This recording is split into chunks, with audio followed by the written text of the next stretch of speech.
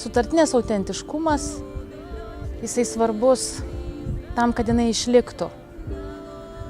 Ir labai daug folkloro šiuo metu yra ir perdaroma, ir melodijos pakeičiamos, ir tos tarmės dingsta šiuolaikinėje muzikoje.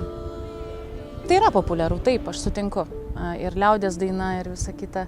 Žmonės daugiau atsisuka į savo šaknis, bet labai norisi to tokio gryno vandens, tokio natūralumo tokio. Bet natūralumo ne tik, kad mes dainuojam kaip įrašę babytės, ar ne? Nes jeigu įrašą įrašė senos moteris, kur 1939 kokiais metais, mes neprivalom jų kartoti. Jos buvo autentika, mes irgi esame autentika, lygiai taip pat. Ir per savo autentiškumą, natūraliai dainuojant šitas dainas, jos vis tiek pasakys, ką jos turi pasakyti šiuolaikiniam žmogui. Gal duos šiek tiek sugrįžti, gal duos šiek tiek pajausti kitaip, arba, tarkim, jausmą tų žmonių, kurie gyveno prieš, tarkim, 200-300 metų.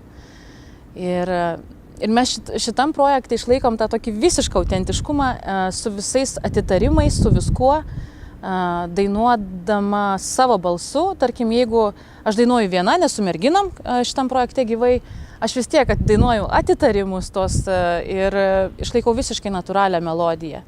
Ir Viktoras groja savo muziką, aš groju savo muziką ir mes taip tame kartu šokam. Mes jau dviese dainuojam sutartinę. Ir aišku, gyvai su merginom, kada 3 dainuosim, tai bus dar gyviau. Tai esam kažkaip jau atradę savo galbūt tą kūrybinį kelią ir juos sujungti, nepažeidžiant nei vieno, yra labai gražu. Ir tuo pačiu metu, kaip ir Viktoras sakė, kad tai gali būti ne tik pristatymas Lietuvos, bet ir labai stipri edukacija jaunimui.